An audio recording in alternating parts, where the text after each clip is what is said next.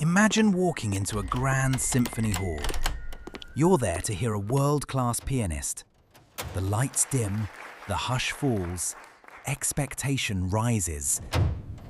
And then he starts playing chopsticks. Chopsticks! Not a flourish, not a clever reinterpretation, just the simple, innocent tune every 5-year-old bangs out when they first meet a piano. 5 minutes pass, then 10, then 15, 20. And at this point, everyone in the audience is thinking, what is happening? Now, Rebbe Nachman says something remarkably similar happens with a true tzaddik, a spiritual virtuoso. Sometimes he isn't teaching. He isn't revealing deep Torah. He isn't illuminating worlds. Instead, he speaks in the language of simple, ordinary people, what they used to call a prustik. And Rebbe Nachman isn't criticizing this. He's stating it as a fact of reality. And that alone is strange. Why would a spiritual virtuoso act like a beginner in the middle of his symphony? Why would he play chopsticks in front of his students? Why does Rebbe Nachman want us to know this? Why does he think this matters?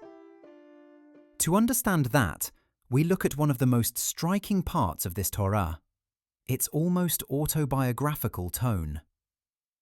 It is Shabbos Nachamu, just after Tisha B'Av, in Uman. Rebbe Nachman has very little time left to live. A group of Hasidim gathers to hear what may be his final Torah.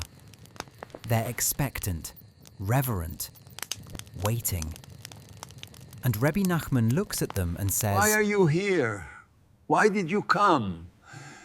If I had Torah to teach, I would understand. But now, I know nothing. I have no Torah to give." And yet, sometime later that same Shabbos, he reveals one of his most enduring teachings. There is absolutely no despair in the world at all. So how does a person go from, I know nothing, to, there is no despair in the world at all? Ironically, Rebbe Nachman gives us the answer in a Torah he wrote before that moment. He explains that sometimes a person must empty the mind, clear out old perceptions to make space for new ones.